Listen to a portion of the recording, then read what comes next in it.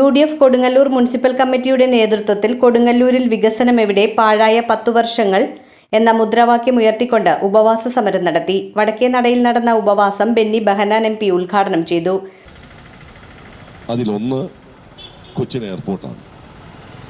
Shri K കരുണാകരനെ കുറിച്ച് കേരളത്തിലെ ജനങ്ങൾ ഓർക്കുമ്പോൾ, അദ്ദേഹത്തിൻ്റെ വികസന കാര്യത്തെക്കുറിച്ച് വിലയിരുത്തുമ്പോൾ എല്ലാവരുടെയും മനസ്സിൽ ഒരു പ്രചരണത്തിൻ്റെ ആവശ്യമില്ല, PRDയുടെ പണം ചെലവാക്കിൻ്റെ ആവശ്യമില്ല. വരുന്നത് Cochin airport, Cochin international stadium, Goshree പദ്ധതികളൊക്കെയാണ്. Shri Oommen Chandy കേരളത്തിൻ്റെ മുഖ്യമന്ത്രിയായിരുന്നു. അന്ന് ഐക്യജനാധിപത്യ മുന്നണി ഈ സംസ്ഥാനം ഭരിച്ചപ്പോൾ ഉമ്മൻചാണ്ടി ഗവൺമെൻറ്റിൻ്റെ വികസനത്തെക്കുറിച്ച് ഒരു വിലയിരുത്തൽ നടത്താൻ കേരളത്തിലെ ജനങ്ങളോട് പറഞ്ഞാൽ PRDയുടെ ആവശ്യമൊന്നുമില്ല, KSRTCയുടെ സൈഡിൽ ബോർഡ് വെക്കേണ്ട ആവശ്യമില്ല. ജനങ്ങളുടെ മനസ്സിൽ പതിഞ്ഞു കിടക്കുന്ന ചില കാര്യങ്ങളുണ്ട്.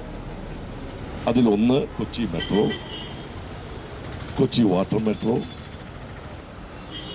വിഴിഞ്ഞം തുറമുഖം, കണ്ണൂർ തുറമുഖം, വിഴിഞ്ഞം തുറമുഖം, കണ്ണൂർ എയർപോർട്ട് തുടങ്ങി എത്രയോ കാര്യങ്ങൾ. ഞാൻ ചോദിക്കുന്നത്, കഴിഞ്ഞ 10 വർഷക്കാലത്തിനുള്ളിൽ ശ്രീ പിണറായി വിജയൻ ഗവൺമെൻറ്റിന് ചൂണ്ടിക്കാണിക്കാൻ കഴിയുന്ന ഇത്തരത്തിലുള്ള വികസന പദ്ധതിയെക്കുറിച്ച് കേരളത്തിൽ ഇന്ന് വരെ ചൂണ്ടിക്കാണിക്കാൻ. മുസ്ലിം ലീഗ് ജില്ലാ ജനറൽ സെക്രട്ടറി അസീസ് താണിപ്പാടം മുഖ്യപ്രഭാഷണം നടത്തി.